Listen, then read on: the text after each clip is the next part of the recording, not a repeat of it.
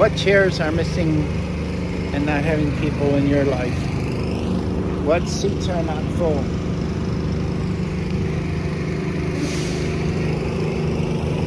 The emptiness of those people that were in our lives is just excruciating. I know for me, when I sit in the empty bench of the void of my son not being in my life anymore, or maybe my dad or my mom or whoever, it's very, it takes me back. So, as I sit here and I see all these empty benches, it makes me think about them and what we can do for ourselves to help ease that burden a little bit.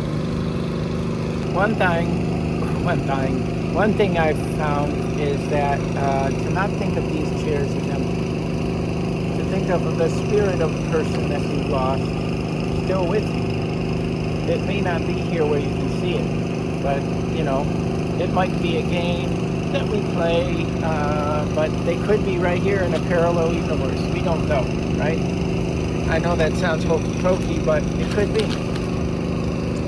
The other thing is to try to remember, instead of focusing on the person not being in your life, is to focus on the things that they were to your life, because they still are those things to you. They may not be accessible, but they still are the person who they were before they passed to you. The memories they made with you, the good times they made with you, the things that you shared, the experiences, and so forth. So it takes a while to get to that kind of a place within oneself, because the grief process doesn't allow that at first. We have to sort of deal with the association of the person that we lost first. And then once we can get a little bit further down the road, we can start to feel the blessing and the really way that person touched our lives, right? And so these benches that we see here may not feel so empty. Another thing is to try to stop dwelling on the past. It doesn't serve you. It just causes you more and more suffering. When we dwell on the past, we feel helpless in a way. We feel loss of control. And when we flip that, when we feel like, okay, this is saying it very lightly, but that's all water over the bridge. It really doesn't matter for us anymore because that person's no longer with us, right?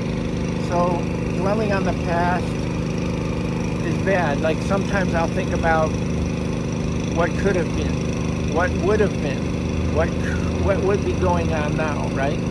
And I find that in those moments I get really disturbed in my spirit, and it hurts me in a big way. So instead I try to reframe that, and that's what was. But what is my love and my feelings and the memories that I hold for, and let's talk about my son, right? My one son.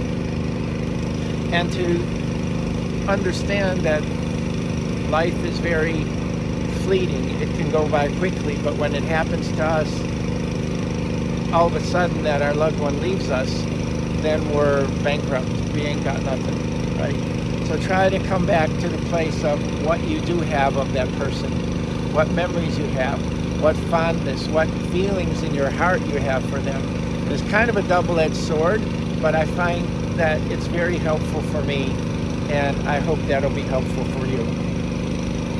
So, in your grief journey, this is Harold, and if you found anything of value here, please subscribe to this channel. It helps me to help other people. That's why I'm here, to try to help people. I went through hell and back after I lost my son, and I don't want anybody to go through those things that I went through and go down those silly mental rabbit holes. Not silly, but they're real, and they can really affect us. So please subscribe and like this channel. In the meantime, I encourage you to first survive, then to strive, and eventually, maybe, even thrive. I look forward to seeing you in the next video.